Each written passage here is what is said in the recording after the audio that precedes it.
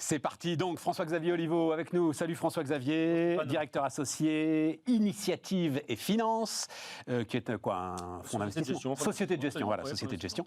Wilfried Galland, stratégiste, Montpensier Finance. Salut Wilfried. Salut. François Lévesque, prof d'économie, Mines Paritech. Salut François. Bonjour Stéphane. Alors François qui m'a envoyé un bouquin en anglais, mais non, voilà, je vais pas faire le malin, en anglais, mais au cœur de... Non, en fait, j'ai regardé quand même. Je dis non, mais oui, j'ai regardé quand même. Au cœur, en fait, d'un des sujets dont finalement ne va pas parler Emmanuel Macron, mais on en parlera ensuite, c'est le prix du nucléaire. En fait, j'ai l'impression qu'on le laisse de côté. Wilfried, pénurie, inflation, nouvelle donne. On balayait ça d'un revers de main. Ouais. Et j'ai l'impression que on essaye toujours et que la main résiste. Ça commence à coller un peu. Ils sont là pour longtemps, ça change la donne. En fait, il y a plusieurs choses. Dans l'inflation, il y a toujours 3 temps en fait. Il y a un premier temps, c'est tout ce qui est prix matières premières, énergétiques, intrants qui bougent. Après, le deuxième temps, c'est comment est-ce que ces intrants-là vont être passés aux consommateurs. Le troisième temps, c'est est-ce que ça va déclencher une spirale avec les salaires. C'est toujours... et après, derrière, on Absolument. Recule. Ce qu'on voit là, c'est qu'on a clairement la première étape qui est totalement là. C'est-à-dire que non seulement on a le prix des matières premières, on a le prix de l'énergie, et on commence à avoir le prix de tous les intrants globalement industriels qui montent de façon forte, et également pour des raisons réglementaires. C'est-à-dire pas uniquement pour des raisons de redémarrage de l'économie, c'est-à-dire pas des raisons strictement conjoncturelles où on sait qu'à un moment donné, ça va s'arranger. On voit qu'on est en train structurellement de faire monter les coûts pour des raisons sanitaires, pour des raisons écologiques, pour des raisons de souveraineté. On est en train de faire monter les coûts de l'économie. Et donc, on se dit, est-ce qu'on va avoir la deuxième phase ? C'est-à-dire la phase où... ça passe dans les prix, d'abord. Ça passe dans les prix. On commence à la voir. On commence à la voir un peu. On commence à la voir, mais plutôt par une évolution de la gamme proposée aux consommateurs. C'est-à-dire que, comme par hasard, ce qu'on propose aux consommateurs, c'est plutôt les produits les plus haut de gamme dans lesquels on peut faire placer plus facilement les hausses de prix. Donc, en moyenne, on commence à le voir. Philippe Wechter, la semaine dernière, m'a envoyé un graphique super intéressant où, alors c'est l'indice Markit des prix, donc globalement, c'est les prix, je veux dire, plus en B2B, qui sont presque encore plus intéressants. Ce que tu vois, c'est qu'en fait, ils sont d'ores et déjà bien au-dessus de la réalité de l'inflation. Complètement. Donc les boîtes sont en train de les passer assez massivement, ces hausses de prix, en tout cas dans le B2B. Non, exactement. La question qui se pose maintenant, c'est est-ce qu'on va avoir un allègement des contraintes d'origine avant qu'on rentre dans la troisième phase ? Voilà. Moi, ce que je vois dans les tout derniers indicateurs, mais vraiment, faut que ça soit évidemment confirmé, c'est qu'on commence à avoir une légère détente, par exemple, sur le temps d'attente au large du port de Los Angeles, sur le prix des conteneurs, justement, entre Shanghai et la côte ouest des États-Unis. Alors, voilà, on est aussi en Golden Week américaine. Non, mais c'est le critère à suivre, c'est le temps d'attente au port de Los Angeles. Exactement. Voilà, c'est ça. Exactement. Et donc, on commence à voir. Alors, on était sur des temps qui étaient explosifs à la hausse. Là, on a un petit palier, puis le palier commence à descendre un peu. Donc, alors, est-ce que c'est juste conjoncturel ? Il faut voir, est-ce que ça va s'améliorer ? Si c'est le cas, ça voudrait dire que tout ce que nous dit, par exemple, Philippe Lannes, le chef économiste de la BCE, disant... hier, il nous a dit oui, la large partie de l'inflation, c'est temporaire, donc c'est lié à la réouverture et ça va s'améliorer. Mais il faut quand même attendre ça, parce que si c'est pas le cas... J'ai une phrase, saut Banque Centrale, d'Isabelle Schnabel, donc l'allemande, l'une des deux allemandes au Conseil des gouverneurs. Elle est même membre du directoire. Membre du directoire. Ouais, tout à fait. Il serait prématuré d'affirmer, de la Banque Centrale Européenne, pardon, il serait prématuré d'affirmer que la dynamique actuelle des prix s'atténuera totalement l'an prochain. Voilà. Oui, ça veut dire que si véritablement vous m'avez totalement compris dans mes prédictions, c'est peut-être que je me suis parfaitement mal exprimé. Il serait prématuré d'affirmer. Oui. Et tu avais toi-même noté la semaine dernière que Christine Lagarde avait fait une double négation. Elle a fait une double négation qui lui a fait sans doute dire le contraire de ce qu'elle voulait dire. Tellement ils ne veulent pas s'engager sur cette question. En fait. Non, exactement, parce que le véritable problème, et François sera beaucoup mieux à même d'en parler que moi, mais le véritable problème des pénuries, c'est que c'est autoréalisateur. C'est-à-dire qu'à partir du moment où vous commencez à parler de pénurie, vous avez un phénomène de stockage de précaution qui fait que ce stockage de précaution, en plus, perdure. C'est-à-dire que si vous dites c'est juste à un moment donné, par exemple... là, les semi-conducteurs, dès qu'il y a la moindre cargaison qui arrive, j'imagine, ou dès qu'il y a la moindre sortie d'usine, elle est achetée 3, 4, 5, 10 fois. Exactement. Voilà. Exactement. Les carburants au Royaume-Uni. Et voilà. Non, mais les carburants au Royaume-Uni, oui, absolument. Voilà, tout d'un coup, ça c'est un phénomène de masse, quoi. Tout d'un Ouais, coup, tout à fait. le gouvernement dit oui, il y a des problèmes, on manque de chauffeurs pour approvisionner les stations-service entre la raffinerie et la station-service. Les Anglais, du coup, ils ont peur de la pénurie. Hop, ils font le plein de leur voiture à l'avance. Et voilà, et la pénurie devient une plus grande pénurie. Et plus la pénurie devient forte, plus les gens ont des comportements... En particulier dans les biens de consommation courante, parce que quand c'est des biens de consommation durable, à un moment, voilà, si on achète très vite un lave-vaisselle parce qu'on a peur de manquer, on va pas en acheter 2 ou 3 dans les années qui viennent. En revanche, quand ce sont des biens de consommation courante, on achète régulièrement. Si effectivement... On a toujours. Mais là, on n'en est pas là. Là on n'en est pas là. Non. Et puis, je ne sais même pas si on en sera là un jour. Parce que... c'est justement pour ça qu'il ne faut pas que ça arrive. Par exemple, là, on commence à atteindre aux États-Unis une période qui est très importante, c'est Thanksgiving. Donc, Thanksgiving, c'est véritablement la période qui lance la grande période de consommation aux États-Unis. Donc, si on commence à avoir des phénomènes de surstockage à la fois des industriels et de surcommande de la part des particuliers, bah oui, on commence à avoir ce phénomène de François-Xavier. Ce qui est marrant, c'est qu'on est passé d'un phénomène de déstockage, parce qu'au départ, la source de la crise, c'est le fait qu'effectivement, on n'est pas produit pendant le temps pendant très clair. On a déstocké. Et là, effectivement, le phénomène inverse, c'est le surstockage. Donc ça veut dire que le contre-coup, dans l'autre sens, il va être aussi très fort.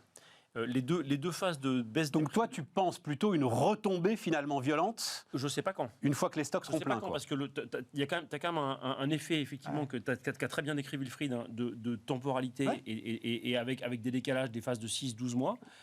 Qui passe effectivement dans les prix, notamment parce que les distributeurs acceptent les hausses de prix parce qu'ils préfèrent avoir des produits plus chers que pas de produits du tout. Et donc là, moi j'entends sur le marché des gens qui disent je passe des hausses de prix et effectivement le distributeur l'accepte, ce qui est évidemment pas l'habitude. Ce qui est corrélé en plus à la trésorerie pléthorique de l'ensemble des boîtes arreffectées par le pognon public. C'est clair qu'aujourd'hui la priorité, et notamment pour la période de Noël, pour les jouets et notamment pour l'hiver qui va être sur tous les aspects d'énergie, effectivement on cherche à sécuriser les approvisionnements, sécuriser le chauffage. Voilà. Après l'hiver, on verra ce qui va se passer. La question, c'est combien de temps ça va... Ça peut retomber violemment, c'est ça que tu nous dis à un moment. Ça va retomber violemment. Parce qu'il y aura du surstock. Toi, tu dis ça va retomber violemment, c'est très clair. À un moment donné, quand tu commences à basculer, alors violemment... La boucle prix-salaire, tout ça qui s'enclencherait, tu n'y crois pas? J'y crois sur certains jobs qui sont effectivement, qui ont été très... Mais plus pour des questions de fond, dans les services, dans l'hôtellerie. Là, c'est sûr que voilà, sur des jobs très spécifiques, informatiques, etc. Donc il y a certaines fonctions qui vont augmenter, dont le prix va augmenter, et c'est bien qu'ils augmentent. Donc il y aura probablement un réajustement des échelles de salaire, probablement relatif.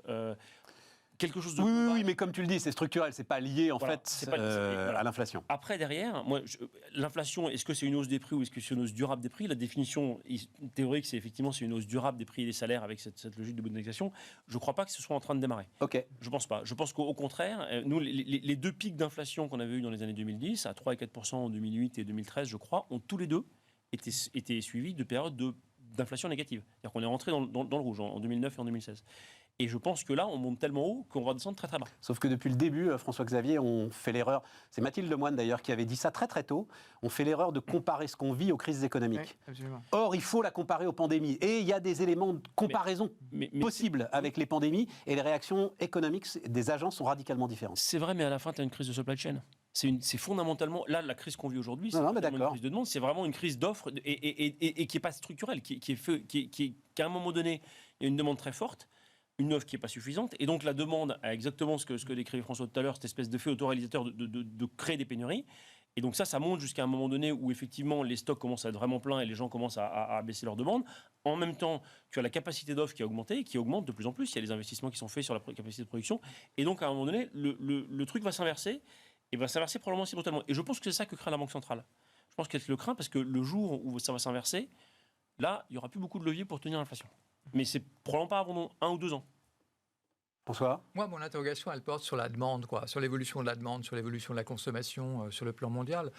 La pandémie a mis, non pas entre parenthèses la consommation, mais en tout cas a réduit considérablement la consommation. La fin de la pandémie dans certains pays, en tout cas, tout d'un coup, hop, il y a un sursaut de consommation. Orgie de consommation. Voilà, aux États-Unis, une orgie. Absolument incroyable. Donc la consommation fait ça, donc c'est assez logique. Bien évidemment, il y a le problème du côté de l'offre. Et donc, quelle sera la demande dans 6 mois? Est-ce que du coup, il va y avoir une nouvelle vague ou des problèmes de pandémie ou des conflits entre les États-Unis et la Chine parce qu'il y a aussi une épargne absolument massive de la part. Donc, comment les consommateurs vont jouer le jeu et réagir et se comporter à la fois en Chine, en Inde, aux États-Unis, en Europe au cours des 6 prochains mois? Là, je vois pas. Mais, donc immense prudence sur l'ensemble de ces paramètres. Mais surtout, Stéphane, que l'inflation, je trouve, devient de plus en plus un phénomène politique et de moins en moins un phénomène économique. C'est-à-dire que on voit très bien que la perception de l'inflation par les populations devient un enjeu extraordinairement fort dans tous les débats politiques qu'on voit. Alors, on le voit en Europe, on le voit en France. C'est parce que c'est la loupe de l'énergie qui fait ça, non? C'est la loupe de l'énergie. Énergie carburant, quoi. C'est énergie carburant et logement. On va commencer à voir les prix alimentaires. On a le syndicat des pâtes qui a dit je vais augmenter de 10%. Et quand les pâtes alimentaires vont augmenter de 10% chez Carrefour. Ça, alors, c'est un chiffre que j'ai appris la semaine dernière dans les merveilleuses émissions que nous avons faites, notamment une sur la grande distribution. La matière première alimentaire, c'est 6% du prix de ce que tu retrouves en termes de produits alimentaires dans les rayons. Tout à fait. Donc les acheteurs de la grande distri vont peut-être calmer un peu les ardeurs. Mais c'est extraordinairement politique. C'est-à-dire que ce sujet-là devient politique. Et à partir du moment où le politique s'en empare, on peut avoir cette boucle qui s'enclenche parce que le politique déclenche la boucle prix-salaire à force d'avoir des réglementations et des pressions réglementaires. D'où la question qui est posée par les Échos ce matin à Jean-François Roux de Bézieux, et il est obligé de dire des salaires vont augmenter, mais on ne peut pas augmenter tous les salaires. Voilà ce que tu disais, François-Xavier. Voilà. Et donc là, il va falloir suivre ça. Bon,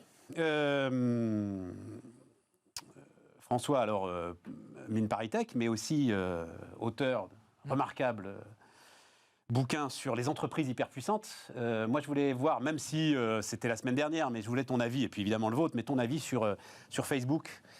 J'ai été passionné par le parallèle fait par, alors je crois que c'était, la lanceuse d'alerte a été entendue par le Congrès, hein, c'est ça, voilà, par les congressistes américains, sur le parallèle entre Facebook et l'industrie du tabac.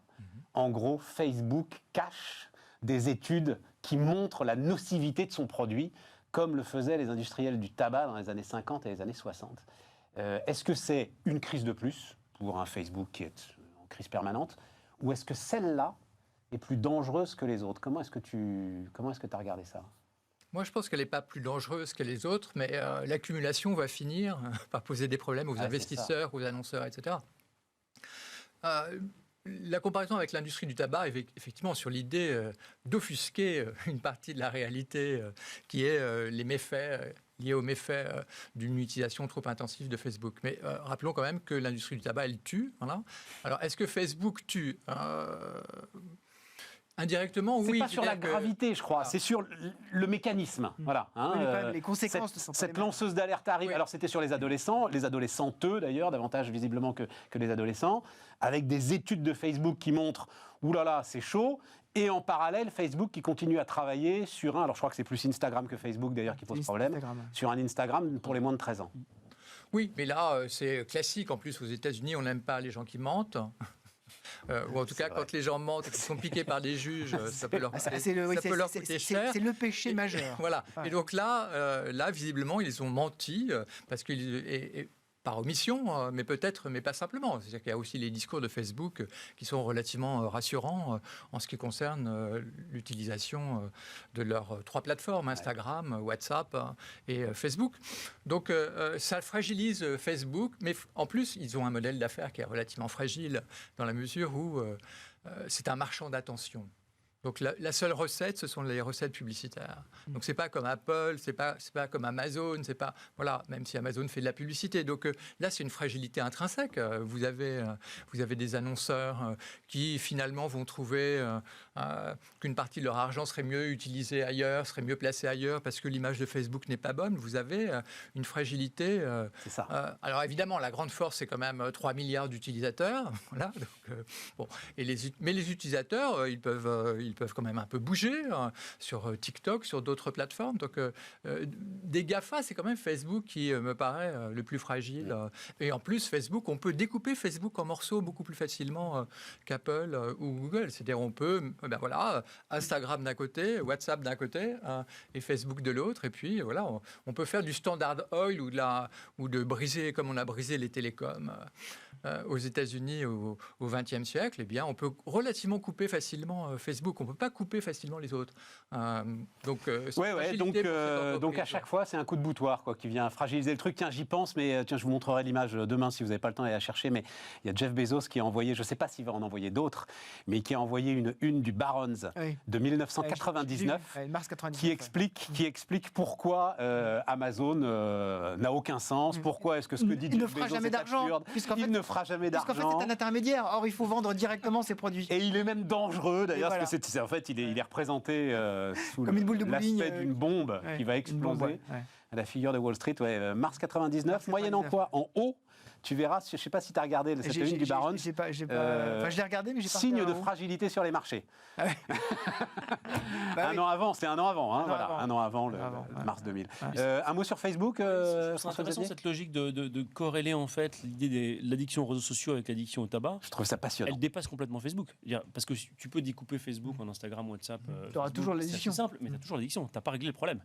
Et TikTok, c'est non, c'est pas sur l'addiction, c'est sur l'idée que tu sais que tu fais du mal et tu continues. Oui, bien sûr. Mais ton business, comme le dit François, ton modèle d'affaires, c'est de faire du mal, en fait. Absolument. Mais ce modèle d'affaires-là, il est réplicable sur l'ensemble des réseaux sociaux. C'est-à-dire que la question ne s'arrête pas à Facebook. Si effectivement, et comme c'est effectivement assez c'est plus Instagram, attention. Et donc, voilà, c'est l'image, c'est la vie que tu racontes sur Instagram, c'est tout ça. Et en fait, la question que ça pose derrière, c'est aussi qu'est-ce que ça veut dire en termes, qu'est-ce qu'on va considérer demain comme une addiction ? Est-ce que les jeux vidéo, c'est une addiction demain ? Parce que si tu déroules un peu le raisonnement, en fait, tu as pas mal de business et de zones économiques où tu dis il y a une logique d'addiction malgré tout. Et donc, comment est-ce que je régule ? Est-ce que c'est le rôle du régulateur ? Est-ce que c'est le rôle des parents ? Est-ce que c'est le comportement d'une personne majeure est responsable de dire bah oui, j'ai décidé de passer beaucoup de temps sur les réseaux sociaux et c'est mon choix individuel. Enfin, je trouve qu'il y a derrière ça une question qui est beaucoup plus vaste, qui à mon avis devrait ressortir dans les années, décennies qui viennent. Les Chinois ont répondu. Les Chinois ont répondu à la chinoise. Il y a aussi l'effet gratuité. L'effet gratuité, c'est-à-dire que c'est un marchand d'attention, donc il reçoit de l'argent des annonceurs, mais il ne reçoit absolument rien des utilisateurs. Et donc les utilisateurs, ils peuvent passer 8 heures gratuitement ou 24 heures sur 24 gratuitement sur le réseau. Et donc la gratuité, elle facilite l'addiction. Et puis effectivement, comme tous les marchands d'attention, comme ils vendent l'attention, il faut que les gens restent le plus longtemps possible sur leur écran. Donc, il faut favoriser les effets addictifs des utilisateurs. Et voilà le cercle.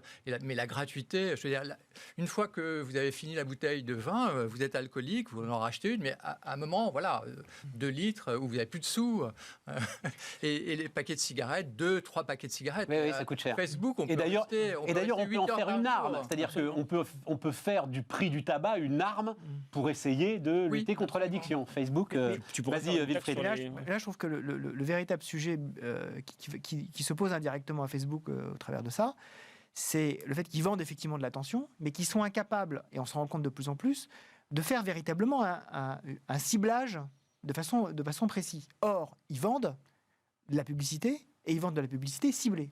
Or, on se rend compte, il y a des études aux États-Unis qui se rendent compte que l'algorithme de ciblage de Facebook ne marche pas du tout. En fait, tout ce qu'ils veulent, effectivement, c'est avoir de plus en plus de gens en masse sur leur réseau, mais ils sont incapables de dire précisément qui est en train de regarder quoi à tel moment. Or, les annonceurs, c'est ce qu'ils achètent.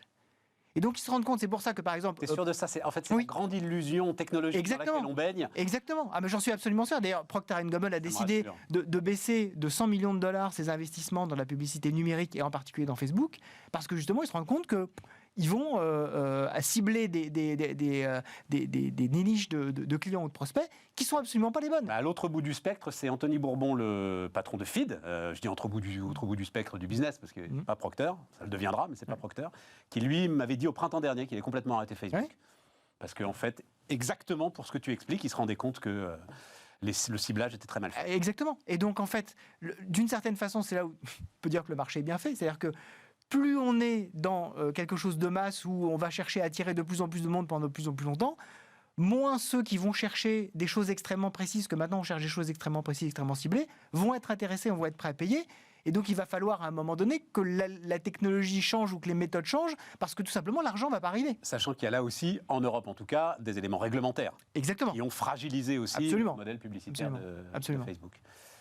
Bon, c'est intéressant. Alors, après la pause, on parlera de l'énergie du nucléaire. Wilfried, tu voulais parler de Joe Biden. Joe Biden entravé. qui a beaucoup de mal. Là, on se retrouve. Enfin, Joe Biden libéré. Avec le concours. On se retrouve dans la quand même très très régulière paralysie du bipartisme américaine. Oui, et américain. Qu'est-ce que en fait, moi, qu'est-ce que tu veux dire là-dessus? Ce qui me frappe justement, c'est que on considère qu'il y a un bipartisme américain, mais on se rend compte qu'à l'intérieur de ces partis, parce que justement ils sont contraints par le bipartisme, pour des raisons qui sont des raisons de l'organisation véritablement des institutions américaines, on ne peut pas faire autrement que d'avoir un bipartisme américain, mais à l'intérieur, les partis sont totalement fragmentés. Et en particulier le Parti démocrate, le Parti républicain devient très trumpiste. Mais le Parti démocrate, on voit qu'il se fracture dans 3 partis complètement différents. Le Parti démocrate qui juge, ce que j'ai appris ce que j'appelle le parti wilsonien, celui qui est sur les principes, sur l'éthique, sur la morale, et tout le reste ne compte pas. C'est qui ça? Alors ça c'est par exemple, c'est un mélange entre Alexandria Ocasio-Cortez et Ilhan Omar, qui est la représentante du Minnesota. Voilà. Les activistes, quoi. Voilà, il y a les activistes, les woke, les déboulonneurs de statut, les tout déboulonneurs de statut. D'accord, ben voilà, on voit mieux de qui tu parles. On a les Rooseveltiens. Alors ça, c'est Elizabeth Warren, c'est Bernie Sanders, qui disent il faut que l'État remplace le privé parce que le privé fait du mal et il faut que l'État fasse du bien. Donc là, il faut aller dans les grands travaux. On va parler de l'énergie, il faut que, d'un point de vue énergétique, on soit dans le public, ce qui était Roosevelt. Roosevelt, il a nationalisé tout ça avec des conséquences pas terribles, mais voilà.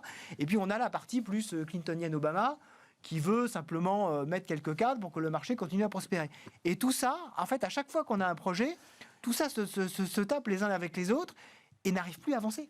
Alors qu'on dit il y a une étiquette démocrate, mais la seule étiquette qui vaille, c'est anti-Trump. Oui, mais une fois qu'on a battu Trump, on ne sait plus comment avancer. Ouais. Et là, Biden est en train de payer ce prix-là. On a failli le payer très cher avec le relèvement du plafond de la dette, et quand même failli pas passer. Parce que en tout cas, qui a mis plus de temps. Dans ma courte carrière de mais en fait, journaliste économique, j'ai vu au moins 3 ou 4 fois ce sketch. Non, mais compte tenu du paysage politique, quand on le regardait, démocrate, on se disait, il n'y avait aucun problème. Or, il y a eu un petit problème. Et on n'était pas censé en avoir. En même temps, le sujet est là, c'est pas de le dépasser, là c'est faire un étage. Voilà, c'est Ariane 5, Ariane 6. Là, on est dans le moteur de plus. Le dépassement devient massif. Voilà, le dépassement devient massif. Mais donc, clairement, tous les problèmes, même ceux qui devraient normalement se résoudre effectivement facilement, ne se résolvent pas. Et Biden, lui, il est plutôt, comme tu le disais, Obama, Clinton, c'est-à-dire. Le moins on en fait, le mieux on se porte. Exactement, sauf qu'effectivement, il est quand même poussé par sa majorité. Il a une espèce de... C'est pas comme en Allemagne, donc c'est pas un contrat de gouvernement écrit avec voilà ce qu'on va faire, mais il a quand même une espèce de contrat moral né du mécanisme de la primaire. C'est qu'à un moment donné, pour que tout le monde soit derrière lui et dise non mais ok, l'important c'est de battre Trump, il a été obligé d'avoir... il faut réformer, il faut qu'il fasse des trucs. Le plus petit dénominateur commun, voilà, et c'est assez compliqué à trouver. Bon. C'est un peu comme si en France, on avait une coalition LREM, PS, la France Insoumise, en gros. Je te la fais courte, monsieur. La France Insoumise, tu vas loin. Pas loin. Non, et en fait, pas loin. Ouais, non, mais pas loin. On a une vision du Parti démocrate comme étant uniforme, et c'est exactement ce qu'a décrit Wilfried. En fait, c'est très fragmenté. Et c'est des tiers à peu près équilibrés? C'est-à-dire la France Insoumise, donc AOC, là, Ocasio-Cortez, c'est un tiers du Parti démocrate. C'est peut-être un peu plus. C'est un peu moins. Non, ça pèse, le cœur, c'est les Rooseveltiens, et de plus en plus, vous avez les LREM, quoi. Et donc, pour faire en fait, et effectivement, le sujet, c'est qu'ils ont en gros un an avant les midterms de 2022, parce que leur majorité est vraiment très très fine. C'est 50-50 au Sénat et 220-212 à la Chambre des représentants. Donc ils ont vraiment une toute petite majorité avant les midterms de 2022, et ils ont un an pour arriver à mettre en place l'agenda de Biden. Effectivement, il y a un énorme enjeu d'arriver à faire converger tout ça en disant écoutez, tout le monde n'est peut-être pas d'accord, mais c'est mieux que rien d'aller au moins dans une direction plutôt que de rien faire du tout. Parce qu'ils ont plusieurs plans, effectivement, ils ont un plan infra et un plan plus social. Je ne sais pas très bien ce qui sortira de ces discussions. François, ça t'intéresse? Moi, je me demande, je vais être un peu franc, on s'en fout un peu, non? Non. C'est-à-dire, pour la stabilité du monde, des affaires, ce qui nous intéresse, nous, quoi. Voilà, la marche de l'économie internationale, on s'en fout un peu. On s'en fout tant qu'il n'y a pas de crise majeure qui réclamerait une mise en place que le gendarme du monde prenne son sifflet et exactement, tant que ça tourne. Enfin, on s'en fout, sauf quand même que si l'avenir de l'Europe dépend du changement du président aux États-Unis tous les 5 ans... on n'est pas au mieux. Les 4 ans d'ailleurs en plus.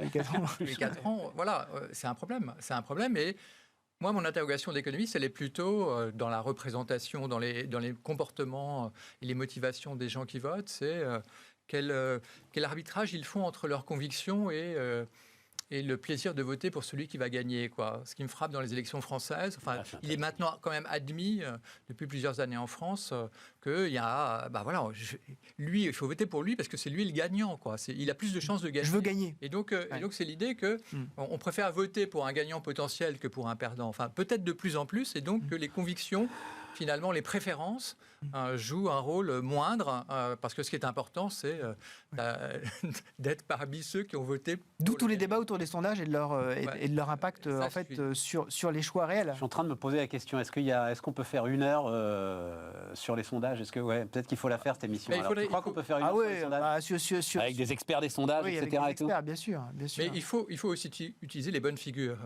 Il se trouve que dans la concurrence en microéconomie, on peut prendre des schémas linéaires ou des cercles, donc pour présenter les préférences des consommateurs.